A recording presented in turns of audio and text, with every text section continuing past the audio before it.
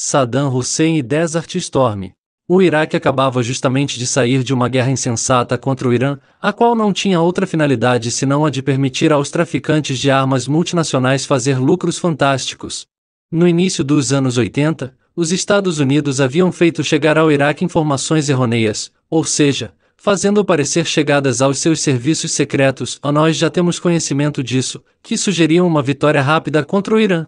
Mas essa longa guerra tinha esgotado fortemente a economia iraquiana, a 65 milhões de dólares de dívida somente em 1989. A França havia sido o principal fornecedor de armas após a URSS.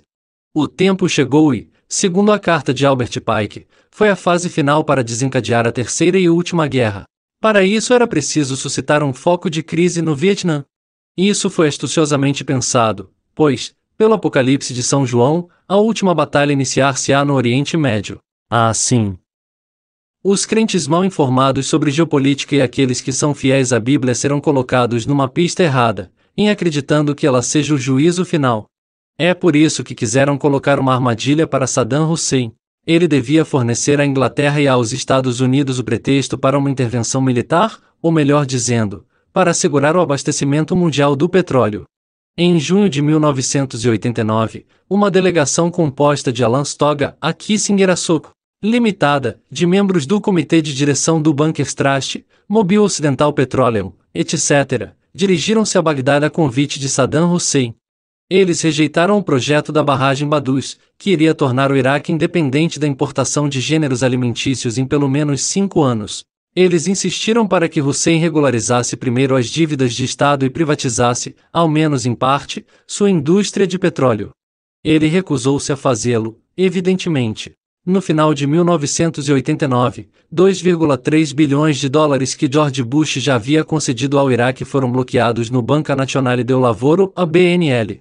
Foi assim que, no início de 1990, não foi mais possível ao Iraque obter qualquer crédito em bancos ocidentais.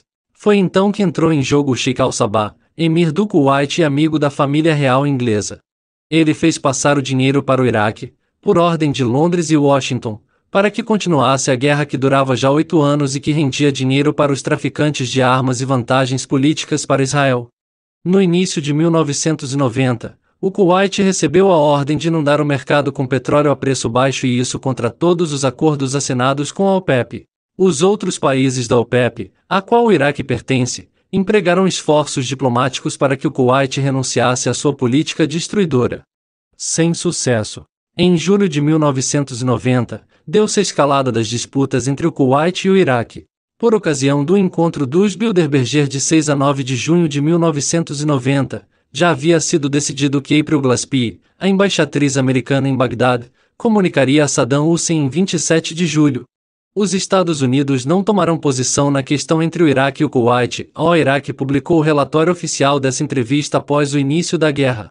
E isso foi, naturalmente, o sinal verde para Saddam. Em 2 de agosto, as tropas iraquianas invadiram o Kuwait. Assim havia, seguramente, advertido antecipadamente a família Saddam, e esta havia deixado o país com seu parque de Rolls-Royce e suas joias. Durante os 6 meses seguintes, podemos assistir uma peça teatral bem representada. George Bush anunciou, em 11 de setembro, sua nova ordem mundial. Houve muita negociação para evitar uma guerra que estava decidida há muito tempo. Foi assim que as tropas americanas partiram para a Guerra do Golfo em 15 de janeiro de 1991.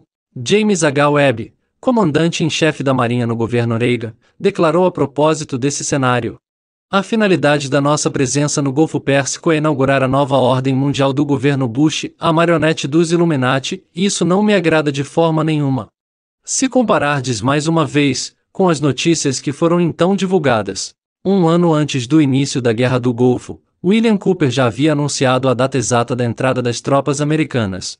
Ele havia já visto nos documentos secretos aos quais ele tinha acesso quando era oficial na Naval Intelligence, a serviço secreto da Marinha.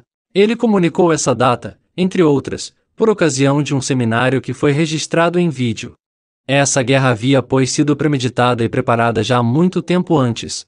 É o caso também para a Terceira Guerra Mundial, quer isso vos agrade, quer não. Capítulo 48. O que reserva o futuro para o Oriente Médio acometido de conflitos? Griffin escreveu a esse respeito que a declaração feita pelo parlamento israelense, em julho de 1980, que afirmava que Jerusalém era doravante a capital política de Israel, poderia ser da maior importância. Isso não significa que os sionistas têm objetivos ainda muito mais ambiciosos? É um fato reconhecido que há anos os sionistas se propõem a fazer de Jerusalém a metrópole administrativa de um governo mundial. Essa finalidade foi exposta por David Ben-Gurion, o primeiro-ministro de Israel, em 1962. As tentativas para estabelecer tal aliança mundial, tendo Jerusalém como quartel-general, desencadeariam com certeza a Terceira Guerra Mundial, que um dos maiores iluminados, Albert Pike, profetizou em sua carta a Mazzini. Pike disse que essa Terceira Guerra Mundial explodiria no Oriente Médio devido à inimizade entre os árabes e os israelenses e que ela terminaria com a instauração de uma ditadura mundial.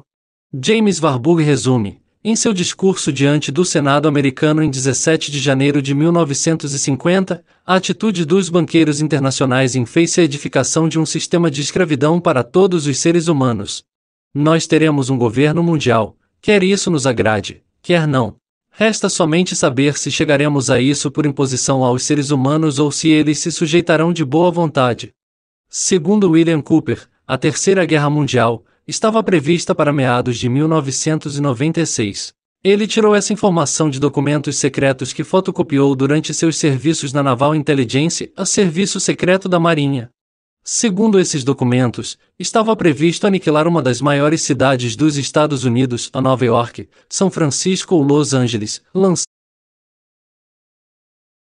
nela uma bomba atômica.